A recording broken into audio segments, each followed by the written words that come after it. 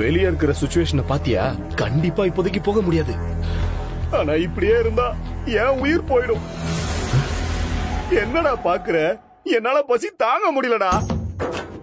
எனக்கு ஏதாவது சாப்பிட கொண்டு வாடா. ஏய், எனக்கு ஒரு சந்தேகம்டா.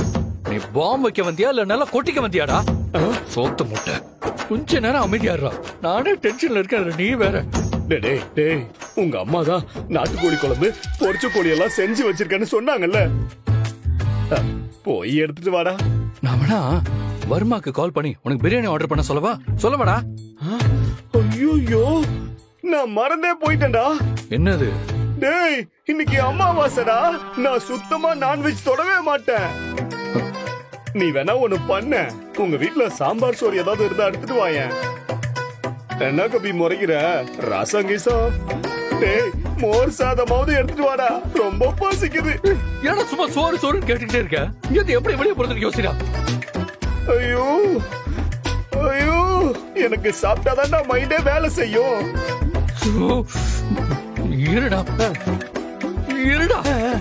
போடா. ஐயோ கடவுளே, இன்னைக்குன்னு பார்த்து அமாவாசை ஆயிடுச்சே. என் நேரம் போல இருக்கு. கறி மீன் பொரிச்ச கோழி எல்லாம் சொன்னாங்களே. நமக்கு விதிச்சது ரசம் சோறோ மோர் சோறோ தான். கடவுள் விட்ட வழி அதாவது கிடைக்குதான்னு தெரியலையே. ஓ பசிக்குது. உங்களுக்கு அவ வேணாம், ஆனா அவ சொத்து மட்டும் வேணும். நல்லா இருக்குடி உங்க நியாயம். அவளுக்காக அவ பேர்ல அவ அம்மா அர்ச்சனா வாங்கி போட்ட இடம். இப்ப மட்டும் அர்ச்சனாங்கிற பேர் உங்களுக்கு இனிக்குதா? இப்ப எதுக்கு எல்லாரும் சேர்ந்து என்ன அசிங்கப்படுத்துறீங்க?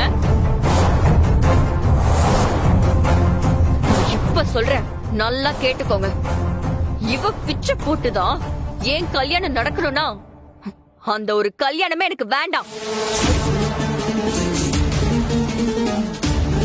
இந்த வீட்லயே நான் கடைசி வரைக்கும் கௌரவமா வாழ்ந்துட்டு போயிடுறேன்.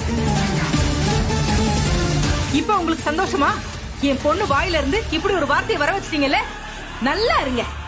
நீங்களும் உங்க பேத்தியும் அந்த இடத்தை நல்லா கூறு போட்டு கொஞ்சம் கொஞ்சமா சாப்பிடுங்க, சரியா? ஜமுனா, போதும், ரொம்ப சத்தம் போடாத. அம்மா சொல்றதுல என்ன தப்பு இருக்கு? அந்த சொத்து அயலிது. நாளைக்கு அவளோட கல்யாணத்துக்கு அது ரொம்ப உதவியா இருக்கும். அதையே நீ கொஞ்சம் கூட புரிஞ்சுக்காம பேசிக்கிட்டே இருக்க.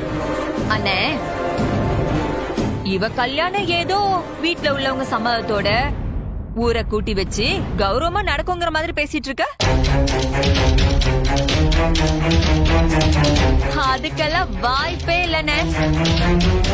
எவனையாவது புடிச்சுக்கிட்டு தாலியை கட்டிக்கிட்டு திடீர்னு ஒரு நாள் மாலையை கழுத்துமா வந்து நிப்பா. அன்னைக்கு பாரு தெரியும். வாய முடி. இன்னொரு வார்த்தை அயலிய பத்தி ஏதாவது தப்பா பேசுன, பெத்த பொண்ணுன்னு கூட பாக்காம மண்ணனை ஊத்தி கொளுத்திடுவேன்.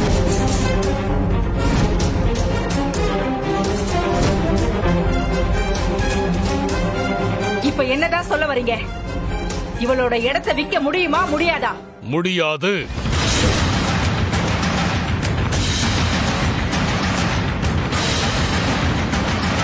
டீச்சர் அம்மா, உங்களுக்கு சம்பந்தப்பட்ட விஷயத்தை தான் நாங்க பேசிட்டு இருக்கோம். உங்களுக்கு ஏதாவது கேக்குதா இல்ல கேட்காத மாதிரி இருக்கீங்களா? ஏய், அவகிட்ட என்னடி கேட்டுட்டு இருக்க? அதான் நான் சொல்றேன்ல, அது அர்ச்சனா வாங்கி போட்ட இடம். அது என்னைக்கு இருந்தாலும் அயலிக்கு மட்டும்தான் சொந்தம்.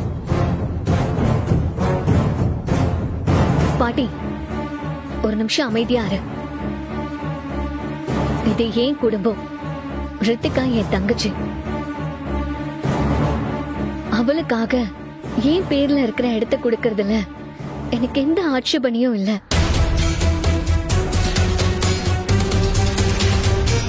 ஏய், உனக்கு என்ன கிறுக்கு பிடிச்சிருக்கா?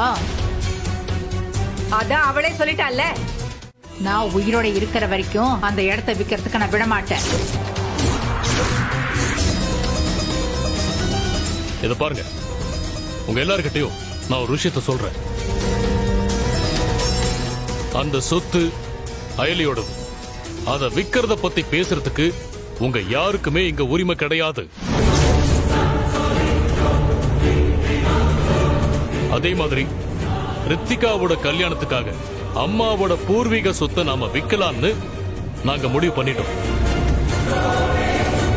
அதனால அயலி சொத்தை பத்தி இனிமே பேசுற வேலையெல்லாம் இதோட விட்டுறணும். சரியா? உங்களுக்கு யாருக்கு இஷ்டம் இருந்தாலும் சரி, இஷ்டம் இல்லைனாலும் சரி, இதுதான் எங்க 2 பேரோட முடிவு. புரிஞ்சுதா?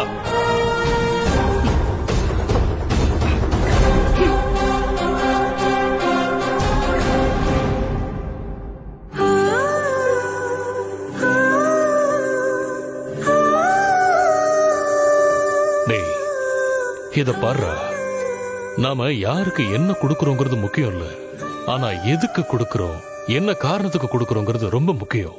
புரியுதா? ஆமா, நீ சொன்னதும் உன் பொண்ணுக்கு உடனே புத்தி வந்துரும் பாரு. போடா.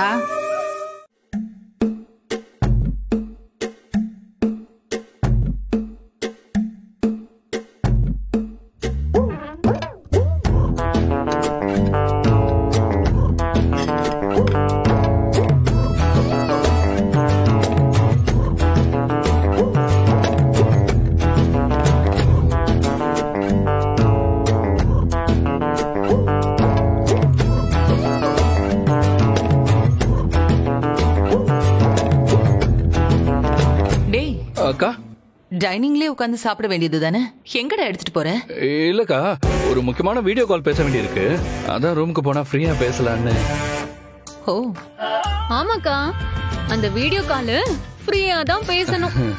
ஏய், இப்ப எதுக்கு அவனை கிண்டல் பண்றீங்க? நீ போய் சாப்பிடு போடா. சரிக்கா, போட்டா கொடுக்குறோம். சரிவா, நம்ம போலாம்.